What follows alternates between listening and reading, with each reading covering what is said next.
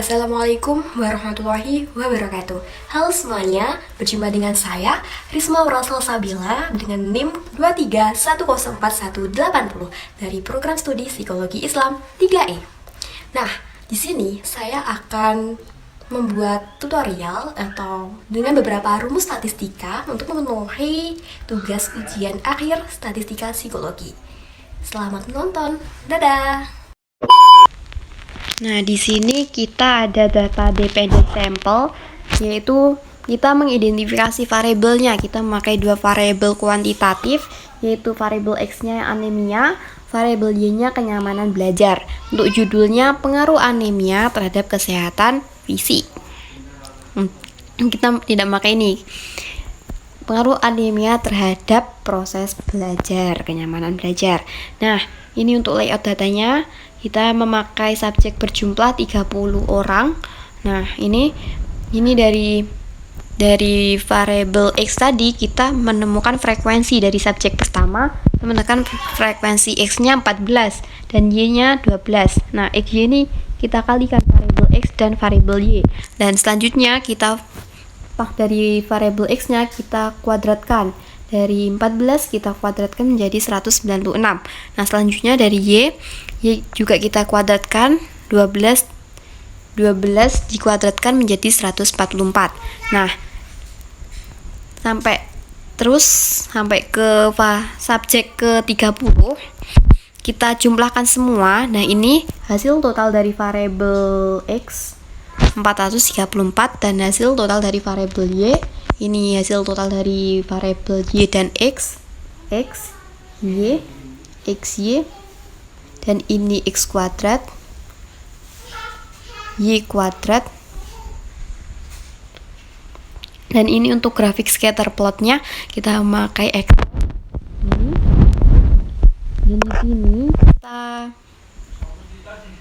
Di sini ada rumus mencari rata-rata dari variabel X. Nah, dari rumusnya sigma X dibagi N, yaitu 434 dari jumlah X-nya dibagi 30, yaitu jumlah subjeknya, sama dengan 14,46. Nah, untuk variabel Y-nya dari sigma Y, jumlah total variabel Y dibagi dengan subjek yaitu 30, 408 dibagi 30 yaitu 13,60. Nah, selanjutnya kita ke rumus person koefisien atau rumus R.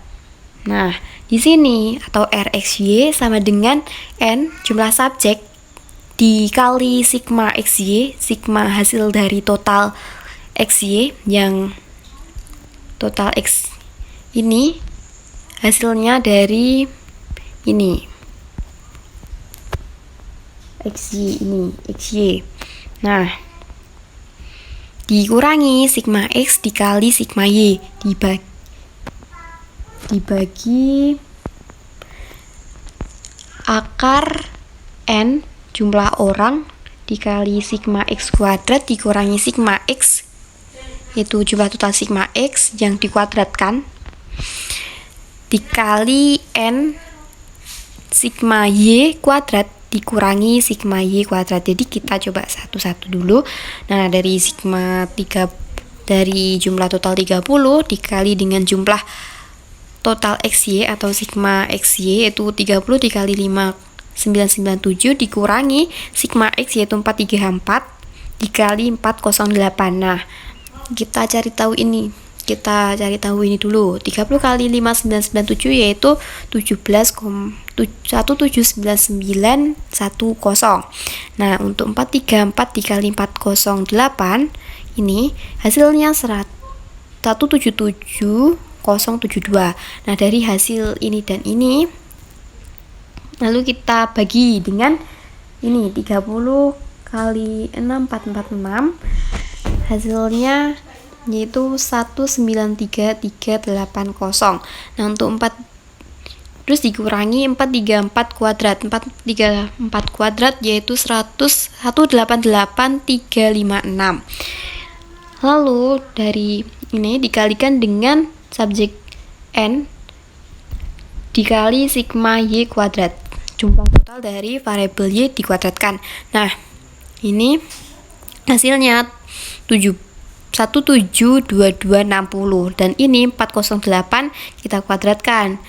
Jadi 16664. Nah, dari ini semua kita kurangi 179. Kita kurangi gini.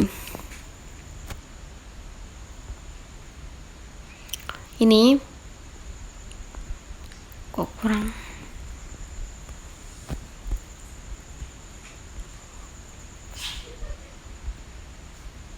Ini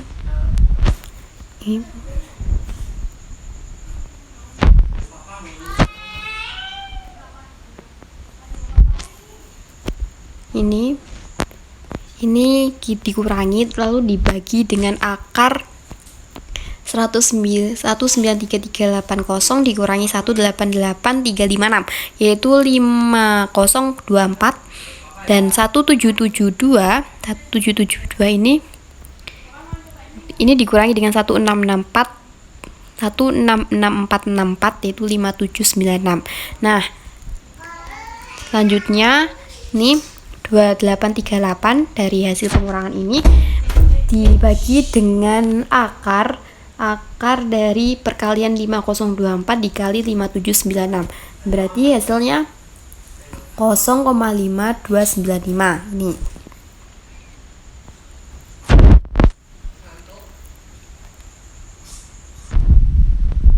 Bentar. Nih. 0,5259. Nah, dari rumus Pearson coefficient R kita tahu interpretasi hasilnya yaitu dari aturan interpretasi hipotesis R atau rejective H0 if R lebih besar dari negatif T alpha atau rejective H0 if R lebih kecil dari negatif T alpha. Dan tipe hipotesisnya yaitu H0 atau H0, hipotesisnya nihil atau HA atau HI, hipotesis alternatif.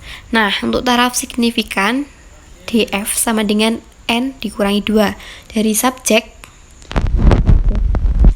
dikurangi 2. Jadi 30 dikurangi 2 sama dengan 28. Nah, untuk R-nya sendiri kan tadi 0,5 nih. 0,5259. Ini lebih besar dari taraf signifikan 1% atau 0,4487 dari tabel R, koefisien R. Nah, untuk taraf R sama dengan 0,5259 lebih besar juga dari R alpha, taraf signifikan 5% atau 0,05% sama dengan 0,3494. Jadi kesimpulannya rejective H if R itu lebih besar dari L alpha 0,4487. Berarti ada hubungan negatif dengan taraf signifikan 1% 0,01 berdasarkan non-directional test. Untuk aturan interpretasi hipotesis T-nya yaitu rejective HO if T lebih besar dari negatif TA atau rejective HO if T lebih kecil dari negatif T alpha. Nilai T hitung atau T test dengan nilai T alpha yaitu ini dengan rumus T sama dengan R hasil R XY tadi koefisien Pearson R di akar N subjek, jumlah subjek dikurangi 2 dibagi 1 dikurangi R pangkat 2. Nah, jadi hasilnya tadi kan 0,5259 di akar 30 kurangi 2 per 1 kurangi 0,2765. Nah, ini 0,2765 ini hasil dari akar 2 dari ini 0,5259. Lalu kita kurangi 1 kurangi 0,2765 yaitu 0 menjadi 0,7235. Nah, lalu T hitungnya itu 0,5259 dikali akar 38,70 yaitu 3,2715 atau T alfanya 2,042. untuk t-testnya, tabel t-test. Tadi kan tabel R, koefisien R, lalu yang ini tabel t-test. Nah, untuk rejektif HOT, hasil T ini lebih besar dari T alfa, yaitu 2042, berarti ada hubungan negatif dengan taraf signifikan 0,050 berdasarkan indeks T alfa. Artinya semakin meningkat anemia kekurangan darah, maka semakin turun kenyamanan belajar, atau semakin menurun anemia kurang darah, maka meningkat kenyamanan belajar. Untuk koefisien determinasi atau sumbangan efektifnya dari variabel X ke Y persen, yaitu R kuadrat dari koefisien RXY, koefisien persen R, dari 0,5259 kita kuadratkan menjadi 0,27657 menjadi 2765%. Dan sisanya sebesar 72,34% akan disumbang ke varian lain. Demikian materi yang saya sampaikan. Kurang lebihnya mohon maaf. Saya Risma Aural Salsabila, NIM 231041180, pamit undur diri. Assalamualaikum warahmatullahi wabarakatuh. Dadah.